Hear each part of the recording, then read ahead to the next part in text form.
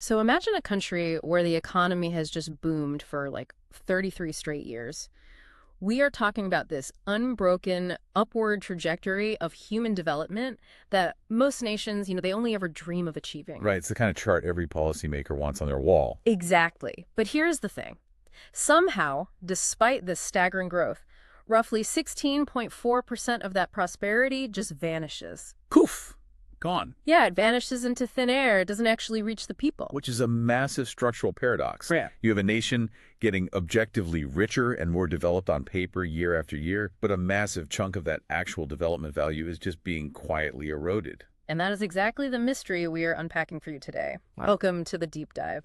We have this fascinating set of source materials sitting on the table between us today. It's titled The Hidden Costs of Prosperity, a multidimensional data review of Indonesia's human development, 1990 to 2023. And I have to say, the aesthetic of this report sets the tone immediately. Oh, totally.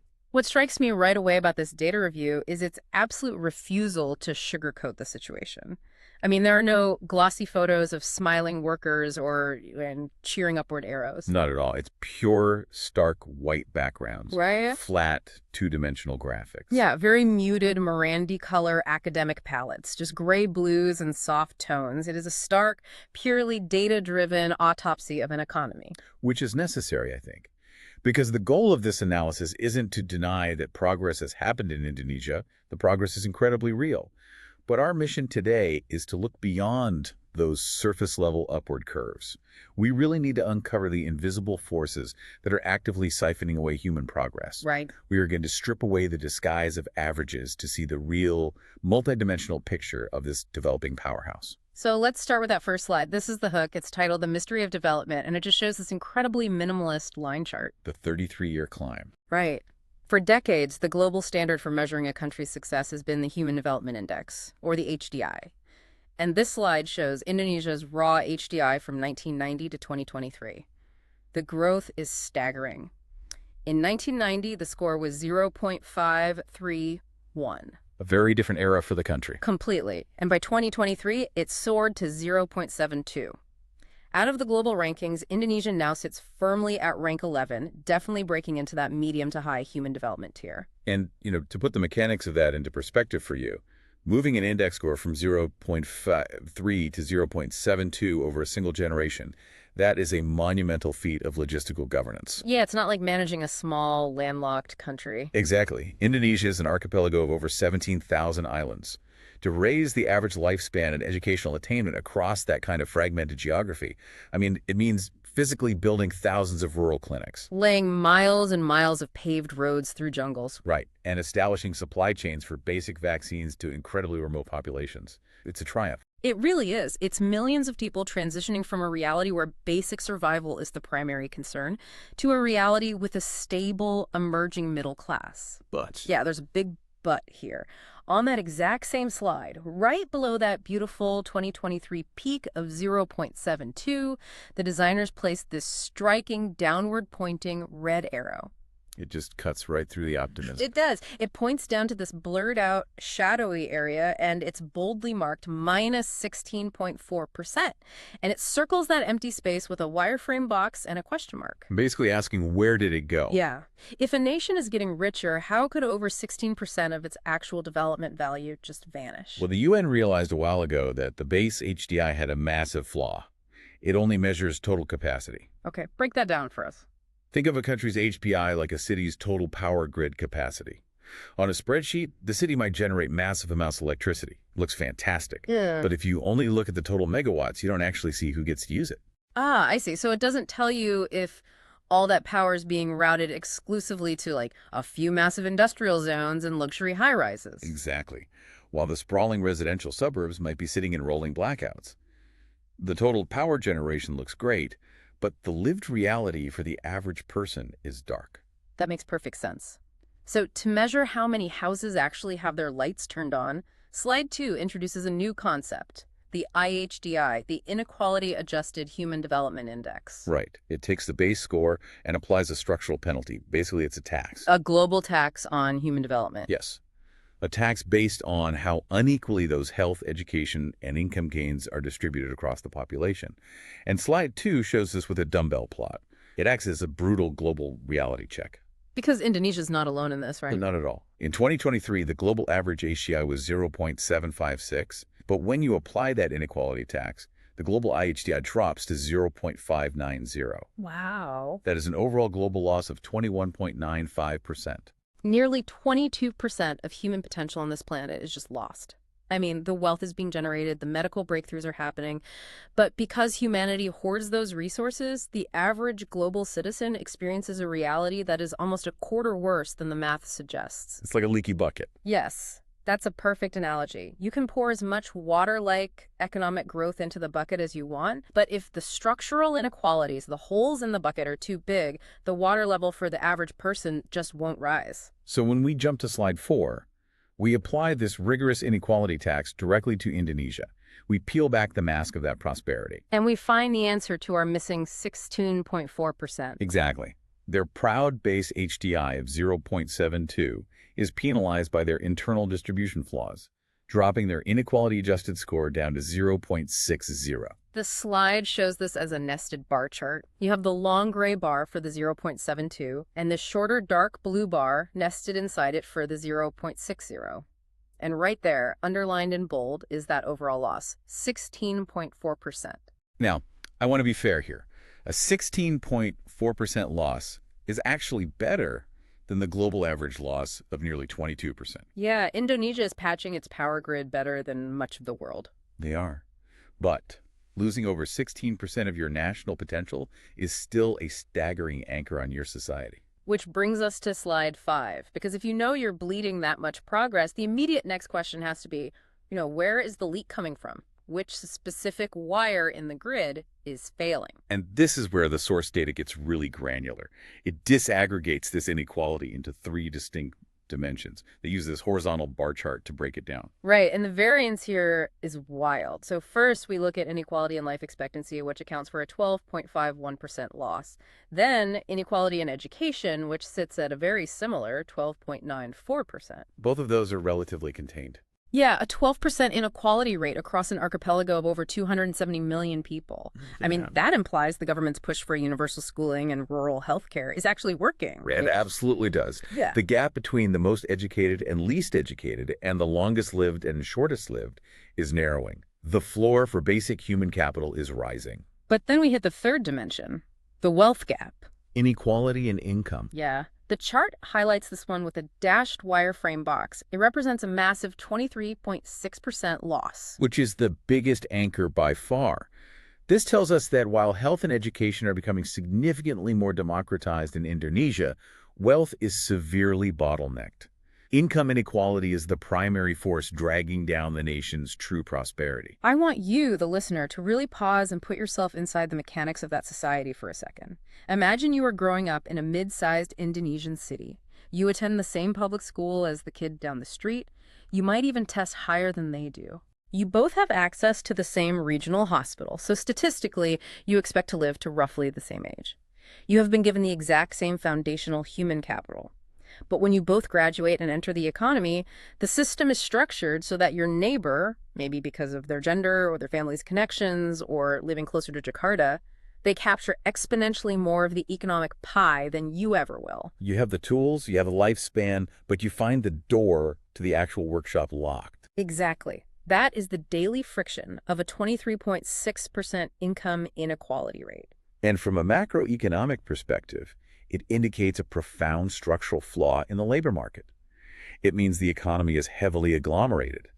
Capital is pooling in specific urban centers or within highly consolidated legacy industries. Like mining and big agriculture. Yes, the broader economy simply isn't generating enough high-quality, high-wage jobs to absorb this newly educated population. People are getting degrees, but they are being forced to take informal low-wage jobs because the high-paying sectors are walled off. And when we ask exactly who is getting walled off, slide 6 provides a deeply counterintuitive answer.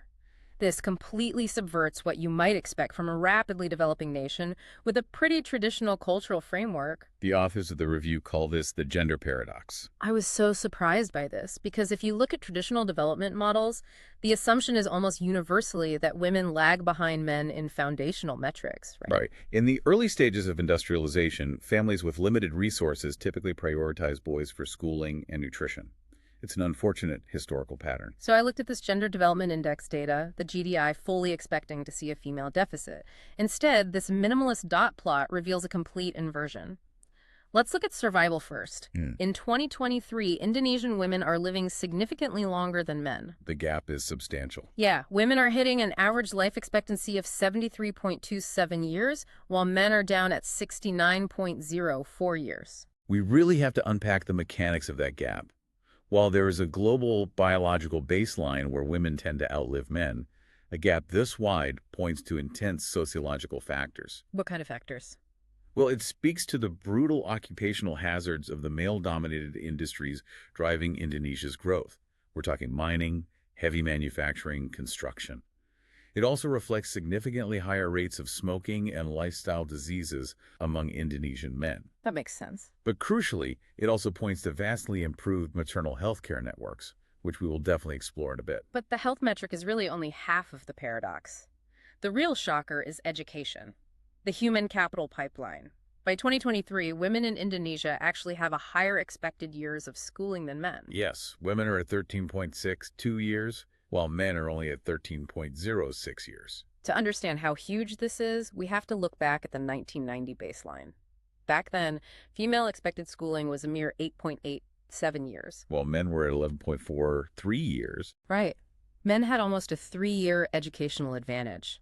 Over a single generation, Indonesia didn't just close the gender gap in education, they completely flipped it. It is a sociological triumph. Think about it. You have a society where 30 years ago, a girl could barely expect to finish middle school before her brothers. Today, that average girl is statistically more likely to pursue higher education than the average boy. Women are the foundational leaders in human capital now. They are the most highly educated and longest-lived demographic in the country's history. Which mathematically sets up an incredible economic tension. If a demographic holds the educational advantage and the longevity advantage, pure market logic dictates they should be the premium workforce. They should be running the modern economy. Exactly. But slide 7 completely derails that logic. We have this incredible pipeline producing millions of highly educated, capable women. But when we look at the labor force participation rate for 2023, the math simply breaks down. The area chart on this slide highlights the disconnect beautifully. For men, participation is a robust 82.23%. But for women, it plunges to 53.39%. A chasm of nearly 30 percentage points. I mean, wait, what? How does that even happen? You have a woman with almost 14 years of formal education, and she just vanishes from the formal economic statistics. Where do they go? Well, they don't vanish from work. They vanish from formalized, compensated work. This is the invisible ceiling. It is perhaps the most critical bottleneck in global development today. These highly educated women are being absorbed wholesale into the unpaid care economy. Oh, wow. The second shift that basically becomes the only shift. Precisely. You have a 21st century educated female populace colliding with a mid-20th century industrialized labor structure. When a woman graduates from university in Indonesia, she enters a labor market that is structurally hostile to family life. Meaning a lack of childcare and things like that. Yes, there is a massive deficit of formalized, affordable childcare. Corporate structures rarely offer flexible working hours.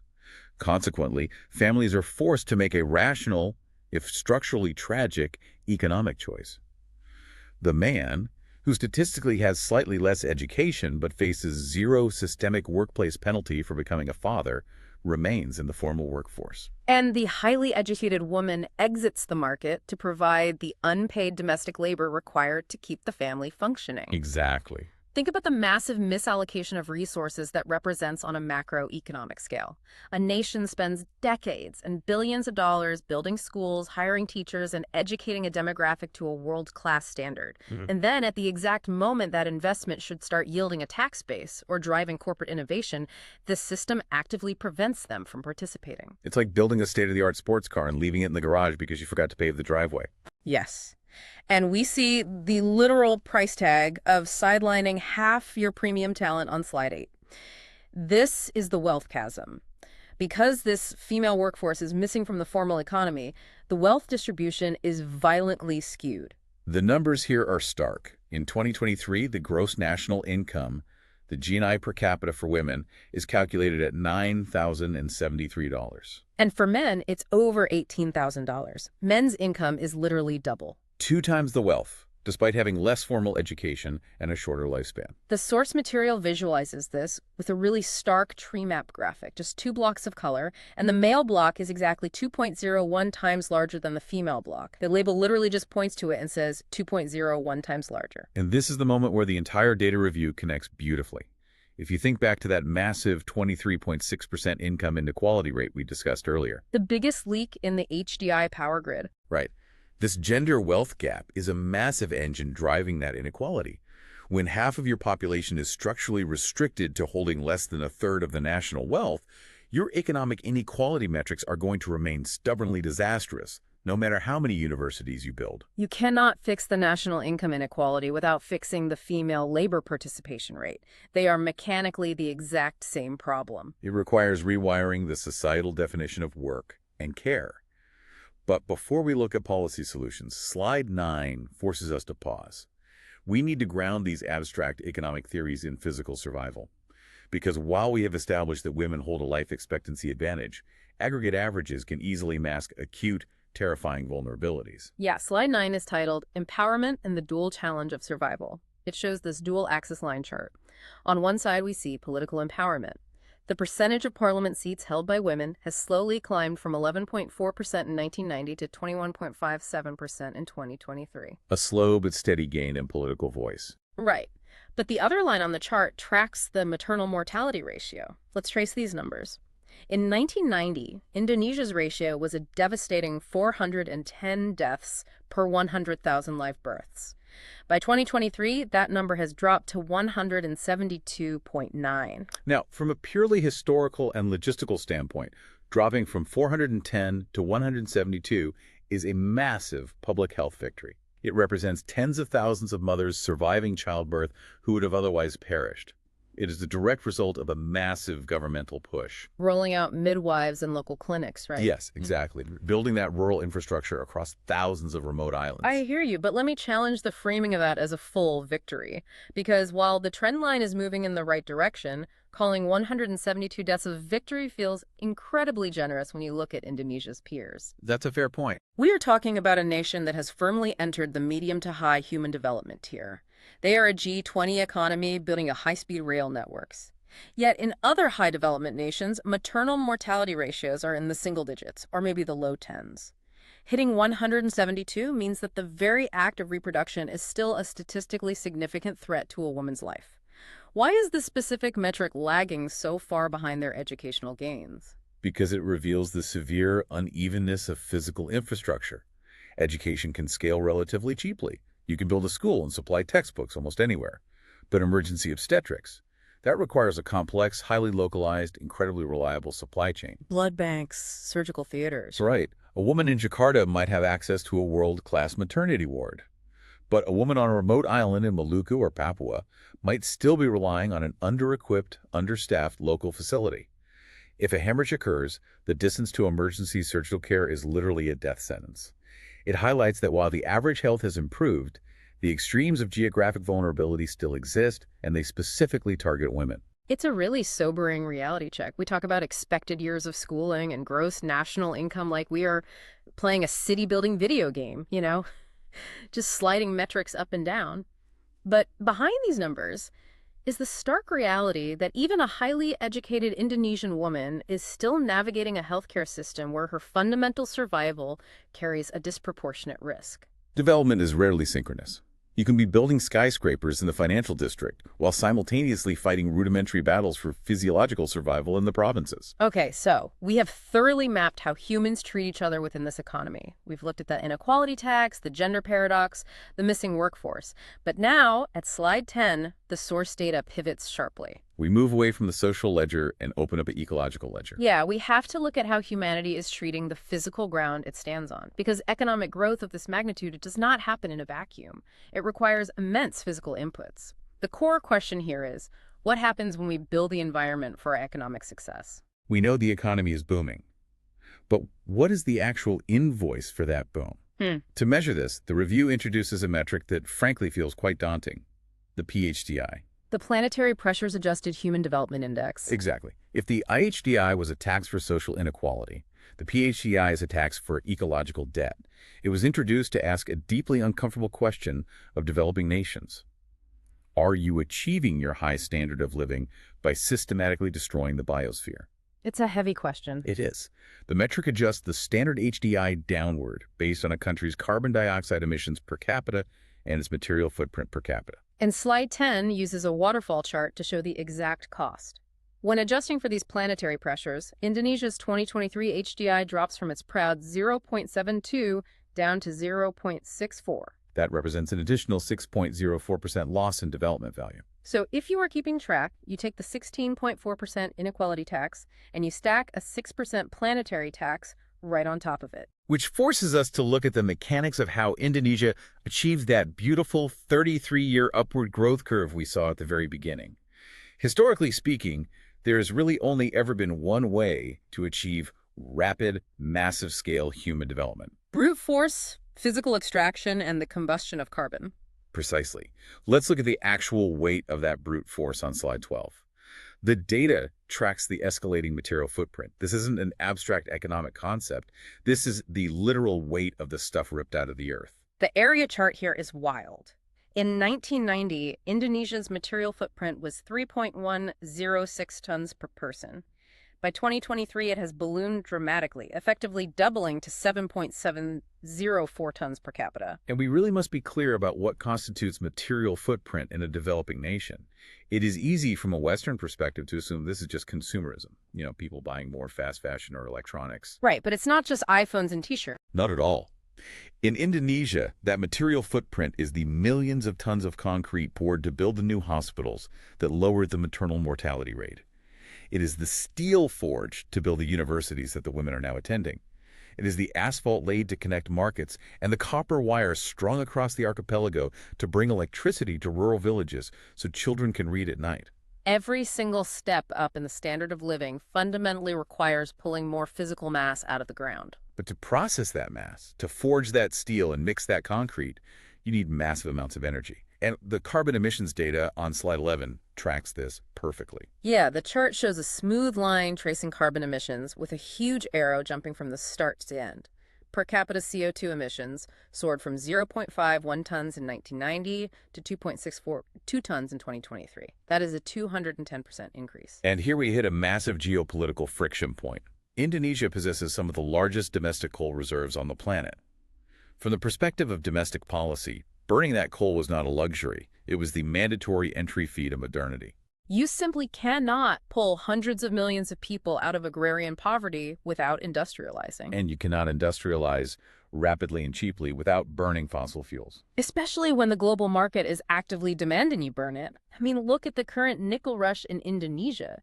The world wants electric vehicles to lower global emissions, right? Right. Everyone wants green tech. And Indonesia has the nickel required for those batteries. But to smelt that nickel, Indonesia is building massive captive coal power plants. They are burning coal locally to produce green technology globally and taking the ecological hit on their own ledger. It's a vicious cycle. But as you pointed out, the atmosphere does not care about economic justifications or geopolitical irony. It only cares about atmospheric chemistry. And this leads us to slide 13, the global coordinates of this ecological debt. This slide is a scatter plot quadrant. We mentioned Indonesia takes a 6.04% discount for planetary pressure. But globally, the average planetary pressure discount is significantly higher, sitting at 10.05%. So structurally, Indonesia is actually operating below the global average for ecological destruction. The heavy lifters of global carbon emissions have historically been the nations in the global North America and Europe, who industrialized over a century ago. They built their wealth on unrestricted coal and material extraction, compounding their emissions for generations. Exactly. And diplomatically, this creates an entirely rational argument for the Global South. A policymaker in Jakarta could easily look at this data and say, why should a developing nation hamstring its own economic miracle and delay lifting its own citizens out of poverty to solve an atmospheric crisis created almost entirely by nations that are already rich? Our planetary tax is only 6%. The wealthy nations are taking a 10% hit. We have room to burn. We are just catching up. It is an incredibly potent political argument, Yeah. but ecologically, it is a catastrophic trap. Because while the historical blame lies elsewhere, the physical consequences are entirely localized.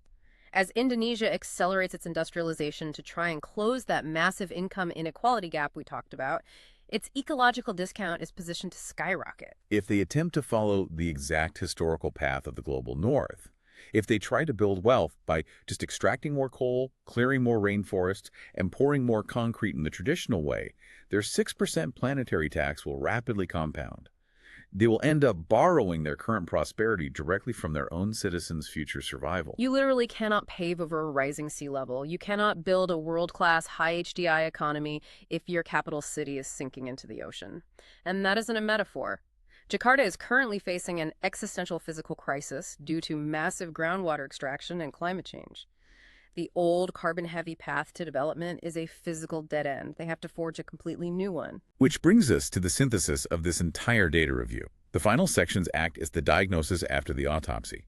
Slide 14 lays out the structural challenges, and Slide 15 offers the necessary policy pivots to achieve true, sustainable prosperity. Slide 14 summarizes the situation perfectly. It calls it the triad of hidden forces. It's the triple threat hiding beneath the halo of that rising HDI curve. We've got a simple radar chart showing 3 points. Point 1. A deeply entrenched 23.6% structural income inequality that is hoarding the benefits of growth. Point 2.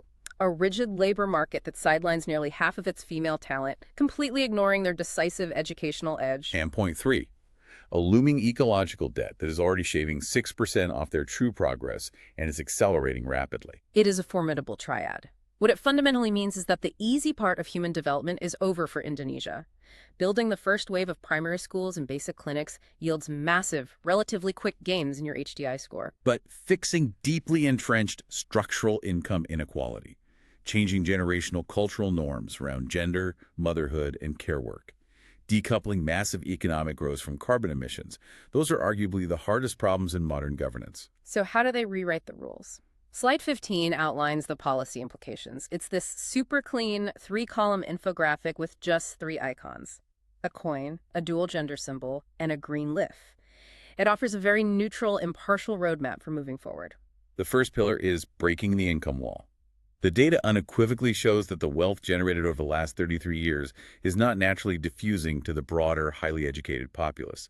The mechanism of trickle-down economics has completely failed here. So it requires structural intervention. Yes. It implies a need for aggressive tax reform to redistribute wealth, stronger labor protections to elevate wages, and crucially, decentralizing capital. The government has to actively break the dam that is hoarding wealth in legacy monopolies and highly concentrated urban centers. The second pillar, represented by the gender symbol, is my absolute favorite concept in this entire review: cashing the female dividend. That's a great phrase. I love it because the dividend has already been earned. The women of Indonesia did the work. They stayed in school for nearly 14 years. They out-educated the men. They achieved the longevity. Now, the society simply has to cash the check. But cashing that check requires translating a hard-won educational advantage into actual systemic economic power. And as we discussed, this goes far beyond passing simple anti-discrimination laws. It requires rewiring the societal infrastructure. Meaning childcare and parental leave? Exactly. State-subsidized, high-quality childcare so women don't have to choose between a career and a family. It means mandated, equal parental leave, ensuring the economic penalty of parenthood isn't borne solely by the mother. And recruiting them into the future economy, not just the old extractive one. Right, moving them into advanced digital services and green technology. Which leads perfectly into the third and final pillar, the green decoupling. Indonesia has to find a way to raise its human development without taking out a high-interest payday loan against the planet's ecosystems. They need the economic velocity of coal without actually burning the coal. This is the defining economic challenge of the 21st century for nations in the global south. The decoupling requires a massive pivot in both foreign and domestic investment, aggressively moving capital away from fossil fuels and into transforming their electrical grid. And adopting circular economy models for their material usage, right? Making sure the steel and concrete are managed sustainably. Exactly. They have to prove to the world that you don't have to destroy your local environment to attain a global standard of living. It's a monumental task. But when I look back at that trajectory from 1990 to 2023, you really cannot bet against their capacity for massive systemic change. I mean, they completely inverted a generational gender education gap in just 3 decades. That proves that deeply entrenched societal norms can evolve rapidly when targeted by focused policy. Precisely. This data review strips away the comforting illusions, but it doesn't leave us with despair. The hidden costs are severe, but they reveal immense latent potential. That missing female workforce isn't just a statistical loss. It is a massive, fully trained economic engine just waiting to be turned on. And the ecological pressure is an incentive to innovate. So as we wrap up this deep dive, I want to bring all of this directly back to you, the listener. We've spent this time pulling apart the averages and looking at the real mechanics of growth. We've seen that human development is never just a single satisfying upward curve on a presentation. It is a messy, constant, incredibly high-stakes negotiation between economic ambition, social equity, and physical survival. It demands that we look at any economic data point and immediately ask, progress for whom and at what structural cost? Exactly. But here's a final thought for you to mull over today, long after this deep dive ends. We have seen that progress, as we currently define and measure it, comes with a mandatory 16.4% inequality tax, a massive systemic penalty on female labor, and a 6% planetary tax that threatens the very ground we are trying to build upon. If that is the reality, is our ultimate goal as a global society to simply get richer so we can afford to keep paying these brutal taxes? Or is it time to completely rewrite the tax code of human development itself? The next time you are scrolling through the news and you see a headline cheering about a country's soaring economic growth, I hope you instinctively look for the shadow under the curve and ask yourself exactly who is paying the hidden costs of that prosperity. Thank you for joining us on this deep dive. Keep questioning the averages, and we'll catch you next time.